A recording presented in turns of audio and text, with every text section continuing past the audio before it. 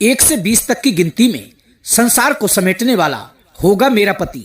जय श्री कृष्ण। प्रिय दर्शक बंधु, एक बार पुनः स्वागत है आप सभी मित्रों का आपके अपने चैनल दर्पण ज्ञान गागर यूट्यूब चैनल में। प्रिय दोस्तों, आज आपके समक्ष एक ऐसी कहानी लेकर के आए हैं, एक राजकुमारी के स्वयंवर की अनोखी शर्त। उस राजकुमारी ने अपने पिता के समक्ष एक ऐसी शर्त रखी कि जो पुरुष 1 से 20 तक की गिनती में पूरे संसार को समेट लेगा, उसी के साथ मैं विवाह करूंगी। प्रिय सज्जनों, आज की जो कहानी है बहुत ही ज्ञानवर्धक व मोटिवेशनल है, इसलिए आप सभी दर्शक बंधुओं से मेरा निवेदन है कहानी को पूरी व अंत तक अवश्य सुने। और यदि आपने अभी तक हमारे चैनल को सब्सक्राइब नहीं किया है तो प्लीज चैनल को अभी सब्सक्राइब कर लें, वीडियो को एक लाइक कर दें, अपने सगे संबंधियों और मित्रों तक वीडियो को शेयर अवश्य करें। प्रिय दोस्तों, प्रिय सज्जनों, प्राचीन काल की बात है। एक बहुत ही प्रतापी राजा हुए थे और उनकी एक पुत्री थी। वो राजा अपनी पुत्री से बहुत ही प्रेम किया करते थे। जब उनकी पुत्री विवाह के योग्य हुई तो राजा ने उससे उसकी इच्छा जाननी चाहिए कि वो किस प्रकार का वर चाहती है, क्योंकि प्रिय सज्जनों, पहले के जमाने में बिना लड़की की सहमति के विवाह नहीं होता था। तभी तो उनके माता पिता उनके स्वयंवरों का आयोजन किया करते थे ताकि उनकी पुत्रियां अपने योग्य वरों को चुन सकें।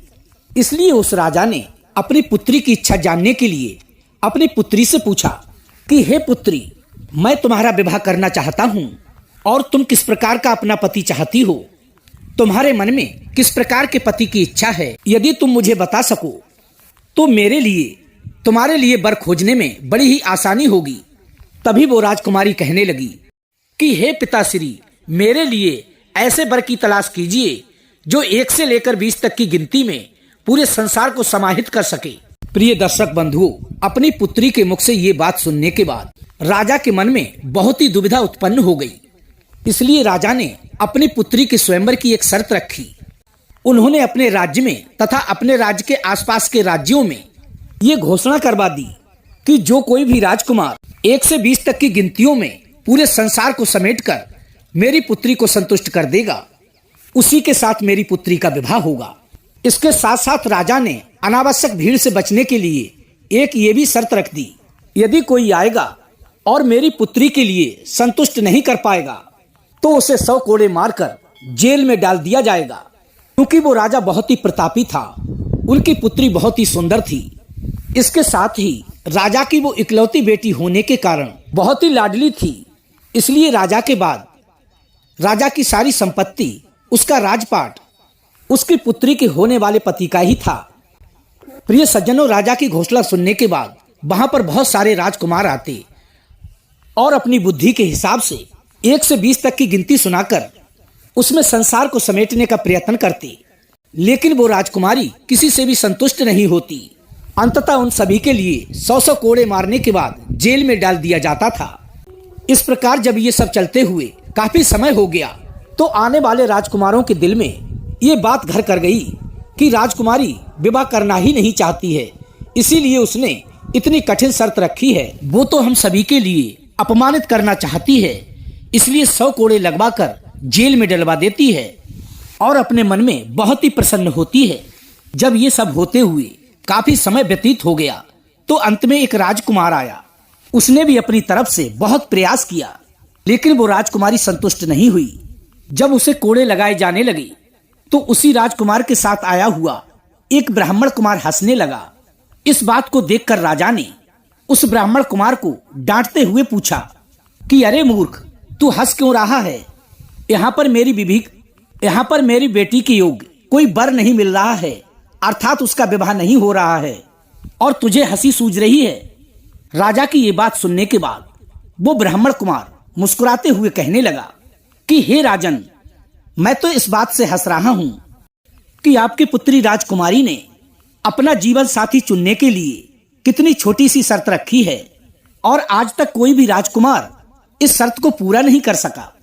तभी राजा ने हैरान होते हुए कहा कि हे ब्राह्मण कुमार, क्या तुम इस शर्त को पूरा कर सकते हो?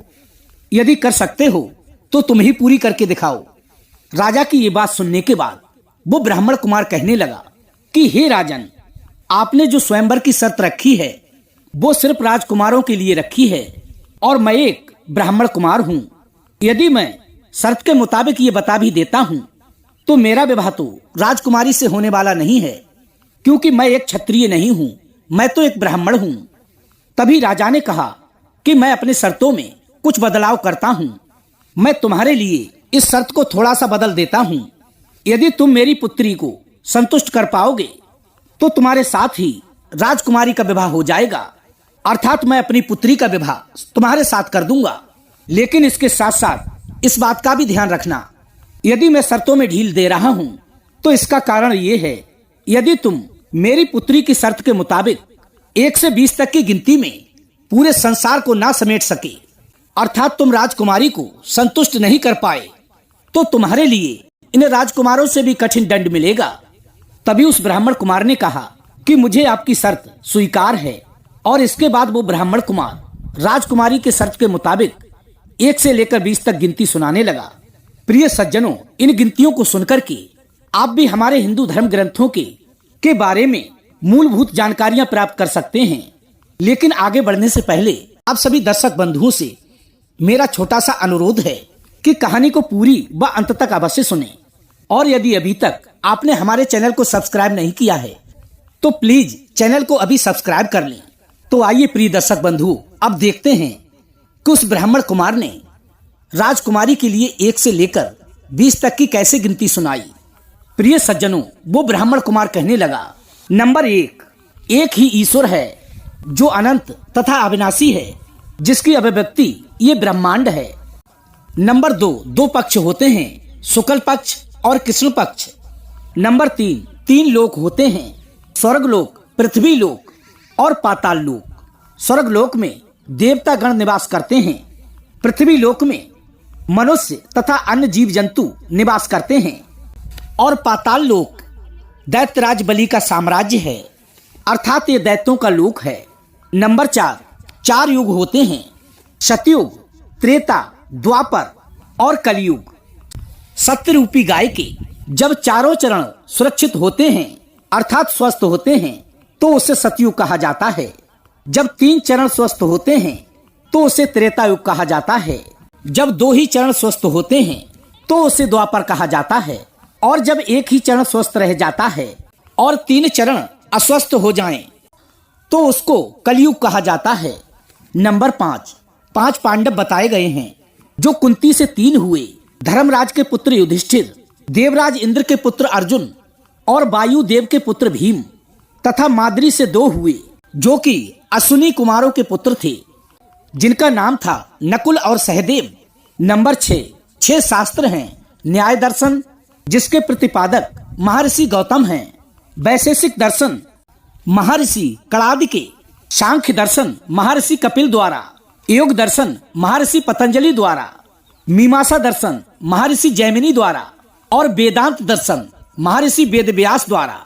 नंबर 7, 7 द्वीप हैं। इन ग्रंथों में पृथ्वी के आकार को बताते हैं।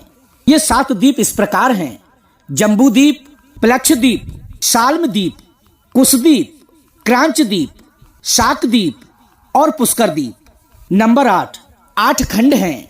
Number 1 Bharat, number 2 Kimpurush, number 3 Hari, number 4 Hiranya, number 5 Ketumal, number 6 Ilavrat, number 7 Kuru और रम्यक। नंबर 9, हमारे ब्रह्मांड में 9 ग्रह हैं। नंबर 1 सूर्य, नंबर 2 चंद्रमा, नंबर 3 बुध, नंबर 4 शुक्र, नंबर 5 मंगल, नंबर 6 गुरु, नंबर 7 शनि, नंबर 8 राहु और नंबर 9 केतु। नंबर 10 दिशाएं हैं।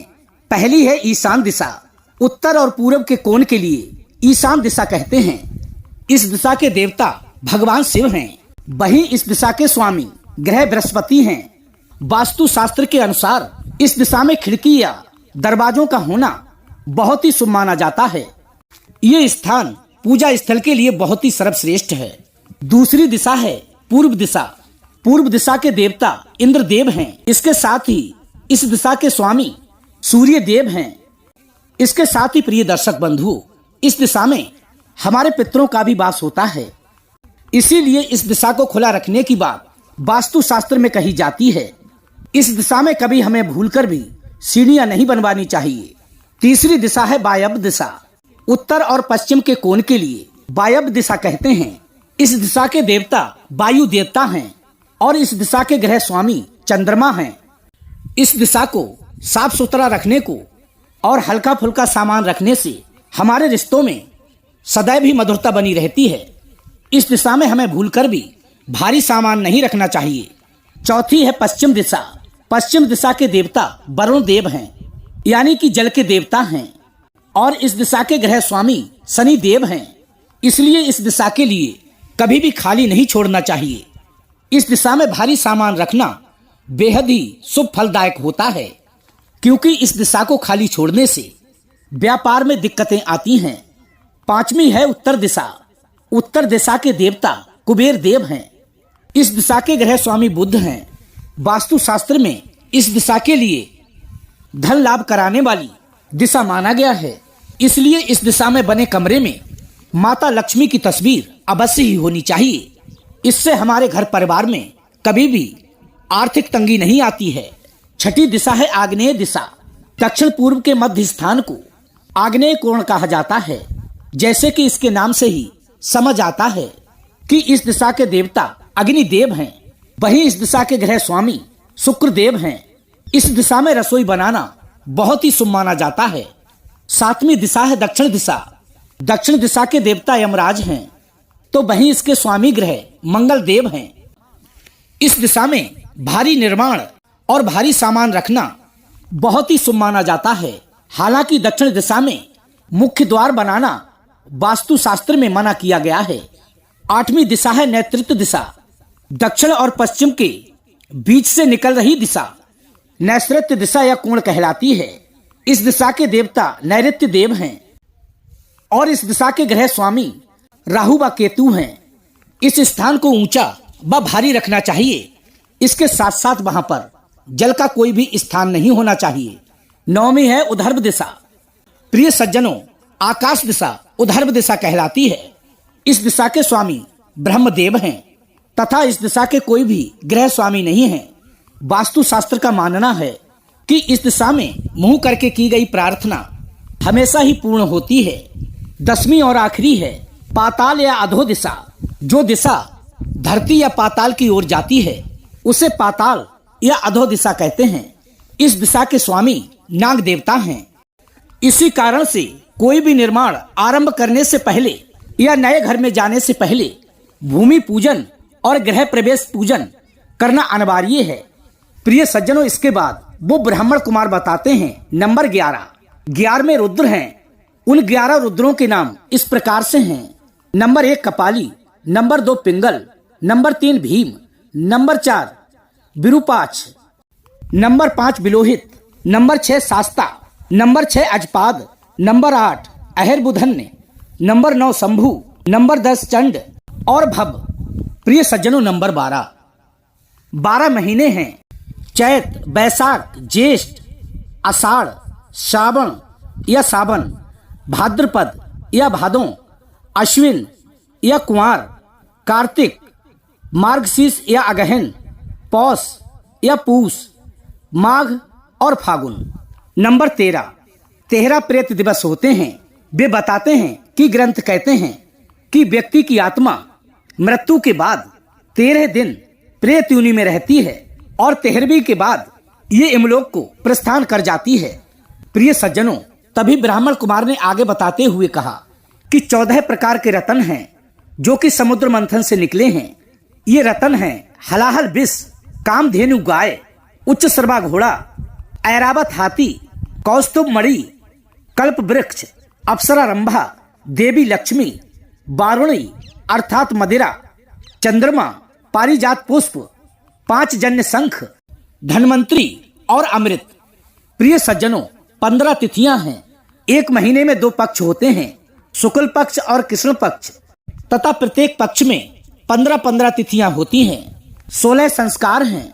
गर्भाधान संस्कार, पुंसवन संस्कार, सीमंतोनयन संस्कार, जात कर्म संस्कार, नामकरण संस्कार, निष्क्रमण संस्कार, अन्नप्राशन संस्कार, मुंडन संस्कार, कर्ण वेधन संस्कार, विद्यारंभ संस्कार, उपनयन संस्कार, वेदारंभ संस्कार, केशांत संस्कार, संवर्तन संस्कार, विवाह संस्कार और अंतिम है अंत्येष्टि संस्कार। प्रिय सज्जनों, 17 तरह की वनस्पतियां हैं। तभी आगे ब्राह्मण कुमार बताते हैं कि प्राचीन भारतीय वनस्पति शास्त्रों में हमारी वनस्पतियों के 17 प्रकार बताए गए हैं। 18 पुराण हैं जो इस प्रकार से हैं: ब्रह्म पुराण, पद्म पुराण, विष्णु पुराण, वायु पुराण, भागवत पुराण, नारद पुराण, मार्कंडेय पुराण, अग्नि पुराण, भविष्य पुराण, ब्रह्म वैवर्त पुराण, लिंग पुराण, बारह पुराण, स्कंद पुराण, वामन पुराण, कूर्म पुराण, मत्स्य पुराण, गरुड़ पुराण और ब्रह्मांड पुराण। इसके साथ ही वो ब्राह्मण कुमार कहते हैं 19वां मैं हूं, यानी कि अहम ब्रह्मास्मि 19वां तत्व है और 20वें आप हो, यानी कि तत्वमसि। इतना कहने के बाद वो ब्राह्मण कुमार चुप हो गए और प्रिय सज्जनों, उस राजकुमारी ने उन ब्राह्मण कुमार की इस गिनती को सुनकर परम संतुष्टि का अनुभव प्राप्त किया। इस प्रकार से प्रिय सज्जनों, अपने आप में संसार को समाहित करने वाली 1 से लेकर 20 तक गिनतियां उस राजा और राजकुमारी को सुना दी। इस बात से प्रसन्न होकर राजा ने बड़ी ही हंसी खुशी के साथ अपनी पुत्री का विवाह उस ब्राह्मण कुमार से कर दिया और राजकुमारी से विवाह करने के बाद वो ब्राह्मण कुमार एक संपन्न राजा बन गया, क्योंकि उस राजा के कोई पुत्र नहीं था, केवल पुत्री थी। इसलिए अब वो पूरे राज्य का उत्तराधिकारी हो गया। तो कैसी लगी प्रिय दर्शक बंधु आज की हमारी ये कहानी? यदि अच्छी लगी हो तो वीडियो को लाइक करके चैनल को सब्सक्राइब अवश्य कर लेना।